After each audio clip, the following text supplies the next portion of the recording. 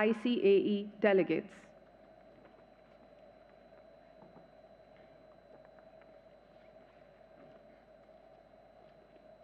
कृषि एवं किसान कल्याण मंत्री श्रीमान शिवराज सिंह चौहान,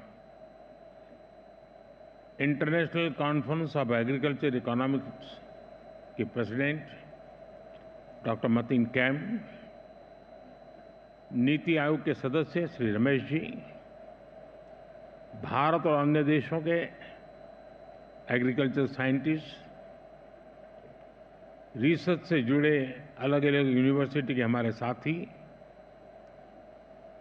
एग्रीकल्चर सेक्टर से जुड़े एक्सपर्ट्स और स्टेक होल्डर्स,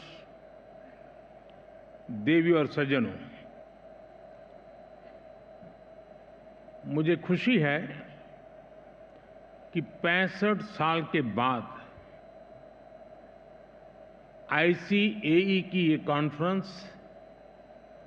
भारत में फिर हो रही है। आप दुनिया के अलग अलग देशों से भारत आए हैं। भारत के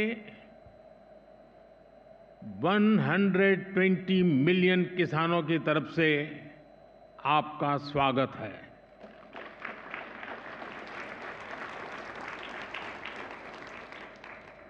भारत की 30 मिलियन से ज्यादा महिला किसानों की तरफ से आपका स्वागत है। देश के 30 मिलियन फिशरमैन की तरफ से आपका स्वागत है। देश के 80 मिलियन से ज्यादा पशुपालकों की तरफ से आपका स्वागत है।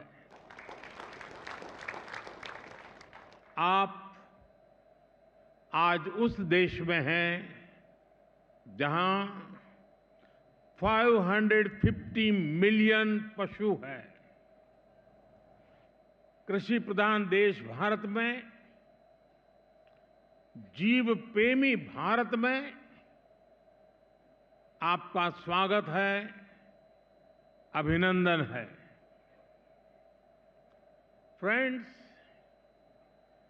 भारत जितना प्राचीन है, उतनी ही प्राचीन एग्रीकल्चर और फूड को लेकर हमारी मान्यताएं हैं, हमारे अनुभव हैं। और भारतीय कृषि परंपरा में साइंस को, लॉजिक को प्राथमिकता दी गई है। आज फूड और न्यूट्रिशन को लेकर इतनी चिंता दुनिया में हो रही है, लेकिन हजारों साल पहले हमारे ग्रंथों में कहा गया है, अन्नम ही भूतानाम ज्येष्ठम तस्मात् सर्वौषधम उच्यते। अर्थात सभी पदार्थों में अन्न श्रेष्ठ है, इसलिए अन्न को सभी औषधियों का स्वरूप, उनका मूल कहा गया है। हमारे अन्न को औषधीय प्रभावों के साथ इस्तेमाल करने का पूरा आयुर्वेद विज्ञान है। ये पारंपरिक नॉलेज सिस्टम भारत के समाज जीवन का हिस्सा है। फ्रेंड्स, लाइफ और फूड को लेकर ये हजारों वर्ष पहले का भारतीय विजडम है। इसी विजडम के आधार पर भारत में एग्रीकल्चर का विकास हुआ है।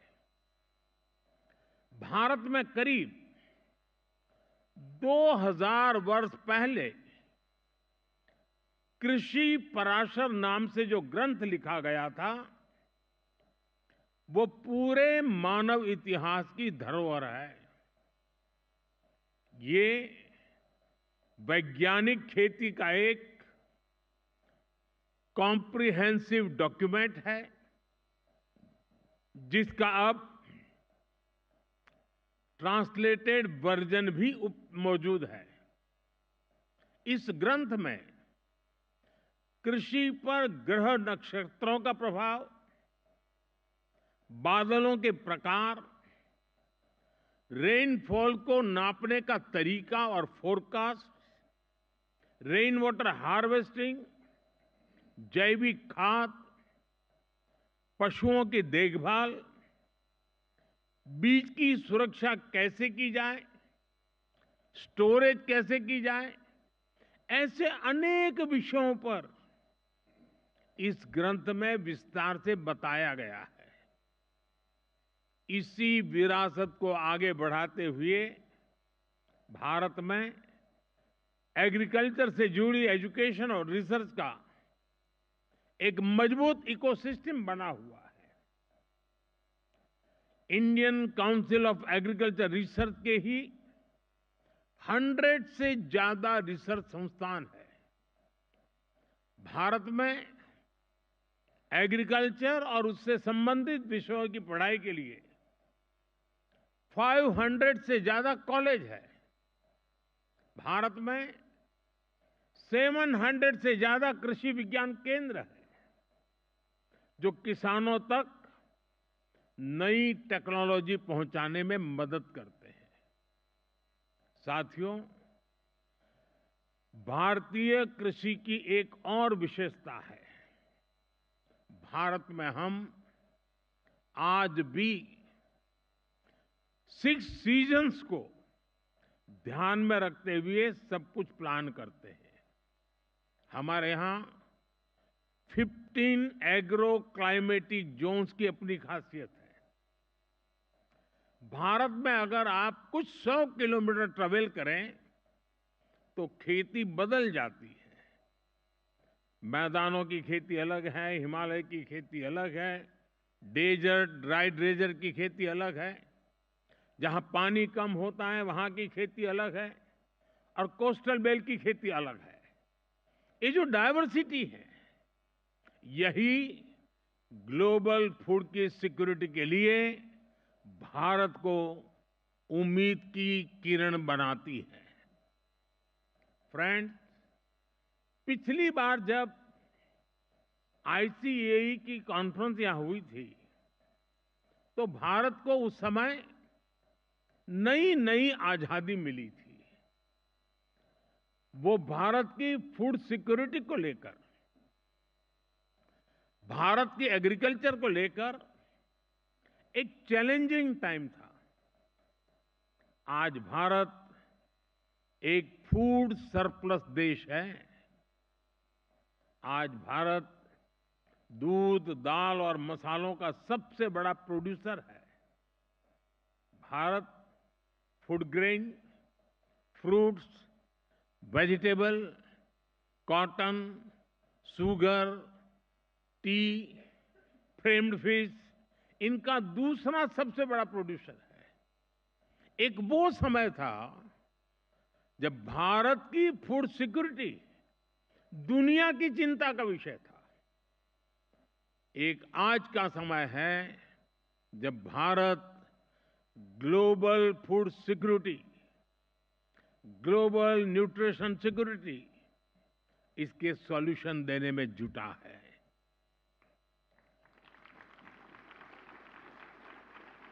इसलिए फूड सिस्टम ट्रांसफॉर्मेशन जैसे विषय को डिस्कस करने के लिए भारत के अनुभव बहुमूल्य है। इसका बहुत बड़ा लाभ विशेषकर ग्लोबल साउथ को मिलना तय है। साथियों, विश्व बंधु के तौर पर भारत मानवता के कल्याण को सर्वोपरि रखता है। G20 के दौरान भारत ने वन अर्थ, वन फैमिली और वन फ्यूचर का विजन सामने रखा था।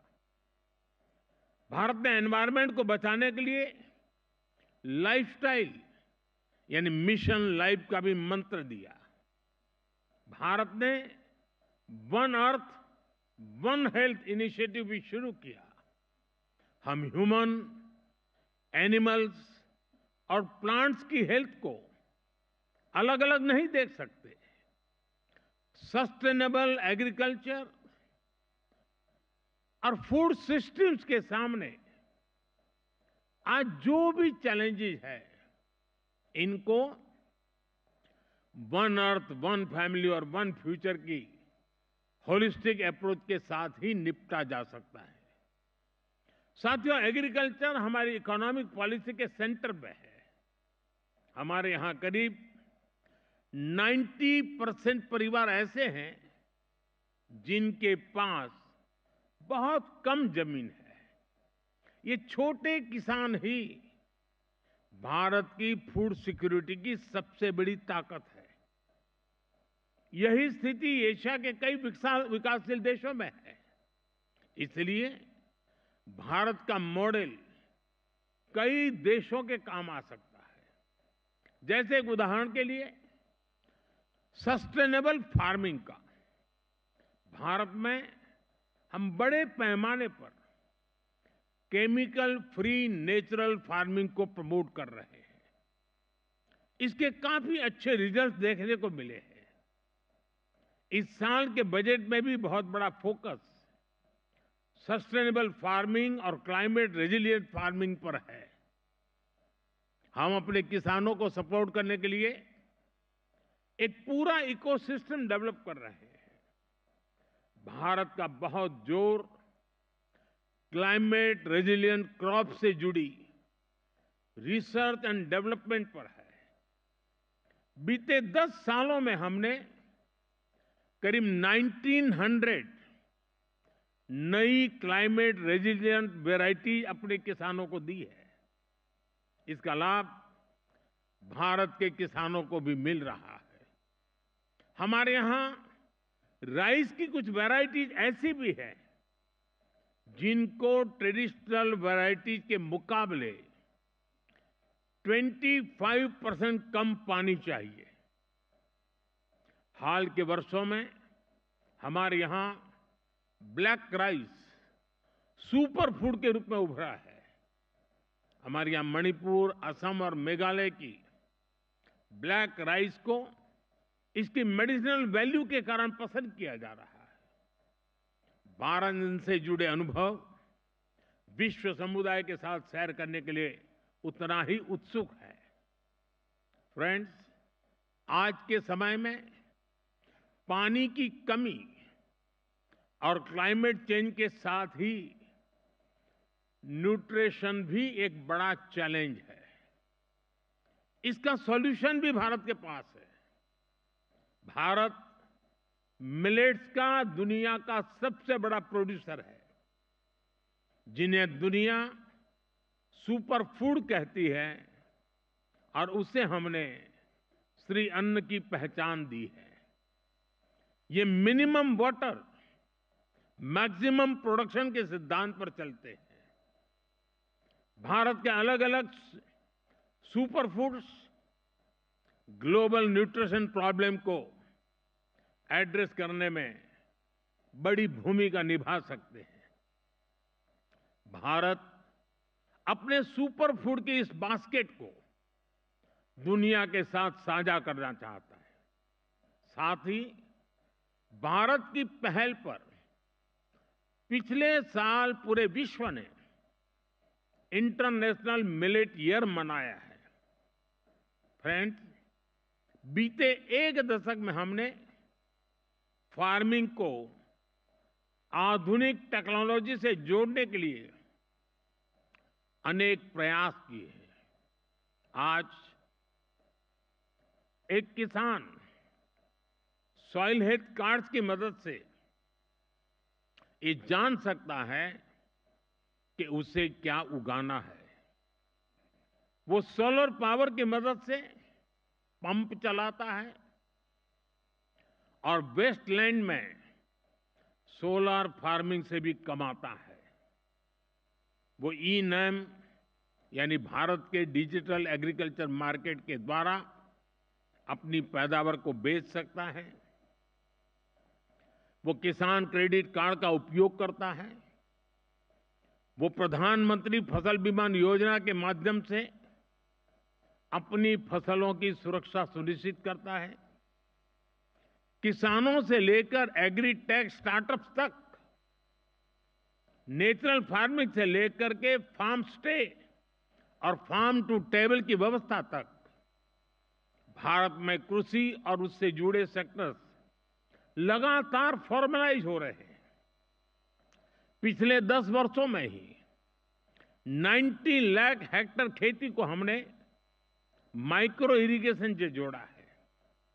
हमारे इथेनॉल ब्लेंडिंग प्रोग्राम से भी खेती और एनवायरनमेंट दोनों को लाभ हो रहा है। हम पेट्रोल में 20% इथेनॉल ब्लेंडिंग के टारगेट की तरफ तेजी से आगे बढ़ रहे हैं। साथियों, भारत में हम एग्रीकल्चर सेक्टर में डिजिटल टेक्नोलॉजी का भरपूर इस्तेमाल कर रहे हैं। पीएम किसान सम्मान निधि के माध्यम से एक क्लिक पर 10 करोड़ किसानों के बैंक खाते में 30 सेकंड में पैसे ट्रांसफर हो जाते हैं। हम डिजिटल क्रॉप सर्वे के लिए डिजिटल पब्लिक इंफ्रास्ट्रक्चर बना रहे हैं। हमारे किसानों को रियल टाइम इंफॉर्मेशन मिलेगी और वो डेटा ड्रिवन डिसीजन ले सकेंगे। हमारी इस पहल से करोड़ों किसानों को फायदा होगा, उनकी आर्थिक स्थिति और बेहतर होगी। सरकार लैंड के डिजिटलाइजेशन का भी बहुत बड़ा अभियान चला रही है। किसानों को उनकी लैंड का एक डिजिटल आइडेंटिफिकेशन नंबर भी दिया जाएगा। ड्रोन का उपयोग भी खेती में बहुत तेजी से प्रमोट हम कर रहे हैं। ड्रोन से होने वाली खेती की कमान महिलाओं को, हमारी ड्रोन दीदियों को दी जा रही है। ये जो भी कदम है, इनसे भारत के किसानों का तो फायदा हो गया ही, इससे ग्लोबल फूड सिक्योरिटी को भी ताकत मिलेगी। फ्रेंड्स, आने वाले 5 दिनों में आप सभी यहां खुलकर चर्चा करने वाले हैं। यहां मैं बड़ी संख्या में महिलाओं की भागीदारी, युवाओं की भागीदारी देखकर अधिक प्रसन्न हो रहा हूं। आपके आइडियाज पर सबकी नजर रहेगी। मैं आशा करता हूं कि इस कॉन्फ्रेंस से हम दुनिया को सस्टेनेबल एग्री फूड सिस्टम से जोड़ने के रास्ते खोज सकेंगे। हम एक दूसरे से सीखेंगे भी और एक दूसरे को सिखाएंगे भी। साथियों, आप कृषि जगत से जुड़े हुए लोग हैं, तो एक और जानकारी आपके सामने रखना मुझे बड़ा मन करता है। मुझे पता नहीं है दुनिया में कहीं किसी किसान का स्टैच्यू हो। हमने दुनिया में सबसे ऊंचे स्टैच्यू के रूप में स्टैच्यू ऑफ लिबर्टी की चर्चा सुनी है, लेकिन मेरे सारे कृषि जगत के लोगों को जानकर के खुशी होगी कि भारत में आजादी के आंदोलन में जिस महापुरुषों ने किसान शक्ति को जागृत किया, किसानों को आजादी के आंदोलन का मुख्य धारा में जोड़ा, वे सरदार वल्लभ भाई पटेल की दुनिया की सबसे ऊंची प्रतिमा भारत में है। स्टैच्यू ऑफ लिबर्टी से डबल उसकी ऊंचाई है और एक किसान नेता की है। और दूसरी विशेषता है कि ये जो स्टैच्यू बनाया गया है, तो भारत के 600,000 6 लाख गांवों से हर गांव में किसानों को कहा गया कि आप खेत में जिस लोहे के औजार का उपयोग करते हैं, वैसा अपने खेत में उपयोग किए हुए औजार का टुकड़ा हमें दीजिए। 6 लाख गांवों से खेतों में उपयोग किया गया लोहे का औजार लाया गया, उसको मेल्ट किया गया और दुनिया के सबसे ऊंचे एक किसान नेता के स्टैच्यू के अंदर उस खेत में उपयोग किए औजार का मेल्ट करके लोहा उपयोग किया गया। मैं जरूर मानता हूं कि इस देश के किसान पुत्र को इतना बड़ा सम्मान जो मिला है, शायद विश्व में ऐसा कहीं नहीं हुआ होगा। मुझे पक्का विश्वास है आज यहां आप आए हैं तो जरूर स्टैच्यू ऑफ यूनिटी, विश्व का सबसे ऊंचा ये स्टैच्यू देखने के लिए आप आकर्षित होंगे। मैं एक बार फिर आप सभी को बहुत बहुत शुभकामनाएं देता हूं। धन्यवाद।